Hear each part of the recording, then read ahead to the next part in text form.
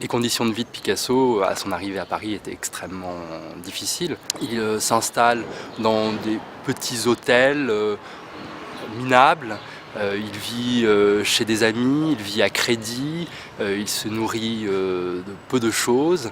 Et Picasso sera profondément marqué par ses premières années parisiennes où il a connu une véritable misère profonde. Paris avait à l'époque un réseau plus développé que d'autres capitales ou grandes villes européennes. Et c'est ainsi à l'intérieur de ce réseau que petit à petit Picasso va percer, devenant une personnalité de plus en plus importante du monde artistique parisien. Alors Picasso, paradoxalement, a assez peu peint Paris. Picasso était plutôt un peintre d'intérieur, un peintre de nature morte. Néanmoins, on connaît quelques paysages, comme une vue du Sacré-Cœur, ou aussi quelques vues de Notre-Dame ou du boulevard Clichy. Finalement, le plus clair de sa vie, Picasso l'a passé à Paris. Donc c'était aussi pour Picasso, évidemment, un espace de liberté.